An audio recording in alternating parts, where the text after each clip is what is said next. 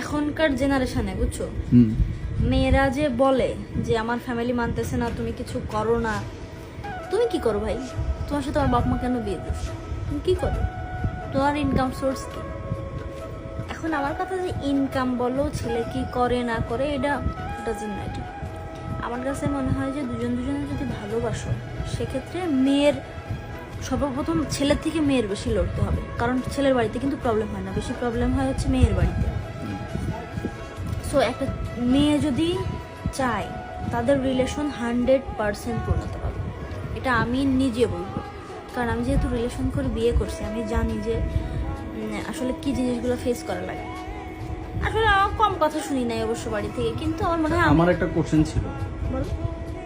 মানে তোমার যে ইয়েটা ছিল পরিচিত, যে তোমার গল্পটা বল, আসলে আমার মনে হয় যে একটা মানুষ চাইলেই তো মানে চোরকে বিয়ে দিতে পারে না।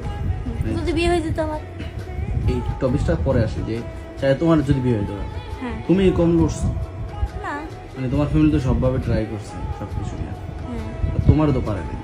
এখন ওই ভদ্র মহিলা যে তার হাজবেন্ডকে তার প্রাক্তন প্রেমিকার কাছে বিয়ে দিয়ে দিছে, এত বড় একটা মেয়ে সন্তান থাকা সত্ত্বেও প্রাক্তনের কাছে বিয়ে দিয়ে দিছে। এখন আমি তো মনে করি ওই পুরুষের ক্যারেক্টার হিসেবে ট্রুলি, কারণ চাইলেই কাউকে জোর শোনো, করে কার ক্যারেক্টারের ঝামেলা না ঝামেলা, এই গল্পটা আমাকে একজন, গল্প না, এটা বাস্তব ঘটনা, একজন আমাকে বললো, সেটা আমি তোমার কাছে শেয়ার করলাম। হ্যাঁ, সেটাই বললাম। দিন শেষে দেখো, তোমার জন্য আমি মনে করি তোমাকে মানে এই যে আমাদের বিয়ের জন্য মানে কোনো দিকে খারাপ না, দূরত্বর কারণে সবভাবে ট্রাই করছে যে এই যে বিয়েটা না হোক, ধারে কাছে বিয়েটা হোক, যে একটা জিনিস হয়, সেক্ষেত্রে তো তার তো বের কিন্তু তারা কি মানছে না। আমি আমার জেদে ওর বলছিলাম, আমি বলছিলাম যে আমি যদি জীবনে বিয়ে করি, আমি ওই মেয়েকে বিয়ে করবো। কিন্তু তোমার কি মনে হয় একটা মানুষ চাইলেই মানে চোরকে বিয়ে দিতে পারে? কখনো না, এটা ফুল একটা বাহানা। বাহানা যেটা বলে।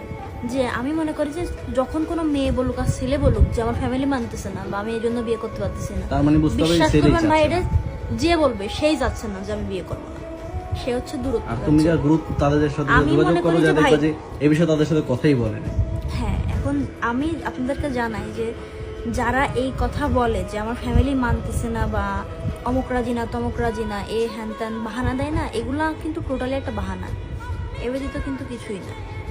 মানে আমার কথা হচ্ছে, আমি ভালোবাসছি ভাই, দুনিয়া উল্টে গেলেও আমি বিয়ে করবো। আমি যদি মুখ দিয়ে কবুল না করি, আমার জোর করে পাবে, কেমনে সম্ভব?